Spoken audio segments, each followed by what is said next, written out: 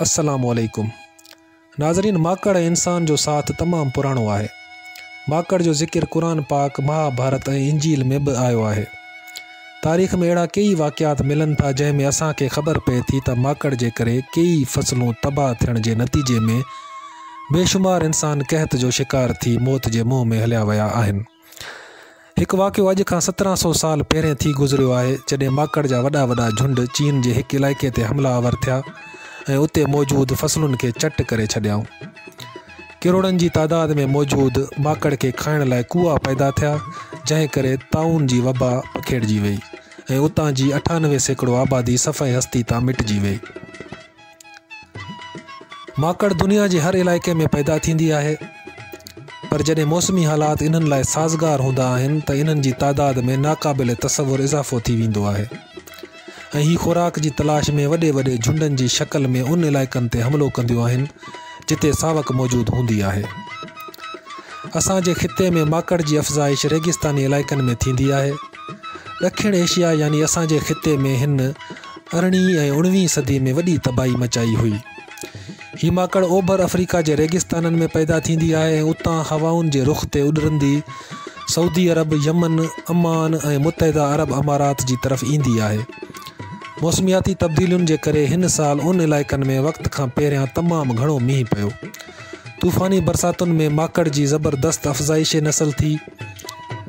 इन्हनि खे ज़िंदा रहण लाइ ख़ुराक जी तलाश हुई ऐं ईअं ई वॾी तइदाद में रेगिस्तानी इलाइक़नि मां निकिरी ईरान, पाकिस्तान ऐं हिंदुस्तान में दाख़िल थी वई, छो त हिते फसलुनि ऐं बाग़नि जी शक्ल में सावक घणे मिक़दार में मौजूदु हुई। माहिरनि जो चवणु आहे त माकड़ नक़ल मकानी करण वारनि जीतनि मां सभ खां वधीक ख़तरनाक थिए थी, छो त ही अहिड़ा जीत आहिनि जिन जा खंभ जल्दी निकिरी ईंदा आहिनि ऐं ही वॾनि वॾनि झुंडनि जी शक्ल इख़्तियार करे खंडनि त छा पर समुंडनि खे पार करण जी बेसलाहियत रखे थी। आम जीत फसलुनि खे खाइण में काफ़ी वक़्तु लॻाईंदा आहिनि, जॾहिं त माकड़ जो झुंड सिर्फ़ु हिकु ॾींहं में पूरी ॿनी चट करे विझंदो आहे। माकड़ 15 किलोमीटर फ़ी कलाक जी रफ़्तार सां उॾरंदी आहे ऐं 150 किलोमीटर जो सफ़र आसानी सां तय करे वठंदी आहे। हिकु माकड़ जो वज़न अंदाज़न 2 खां 3 ग्राम थिए थो ऐं हिकु माकड़ 2 ग्राम सावक आसानी सां खाई वेंदी आहे। तहक़ीक़ मां साबित थियो आहे त 1 किलोमीटर जे दायरे में 4 करोड़ माकड़ सावक खाइण में मसरूफ़ थी सघे थी। झुड़ जी शक्ल में आसमान ते उॾरंदड़ माकड़ जॾहिं फसलुनि ते लहंदी आहे त एतिरो खाज खाई वेंदी आहे जेतिरो 35,000 इंसान हिकिड़े ॾींहं में खाईंदा आहिनि। माकड़ 90 ॾींहं ज़िंदा रहंदी आहे ऐं पंहिंजी ज़िंदगी में माकड़ 3 भेरा 60 खां 80 आना लाहींदी आहे, जंहिंजे करे हिन जी अफ़ज़ाइश में ख़ौफ़नाक हद तां इज़ाफ़ो थिए थो।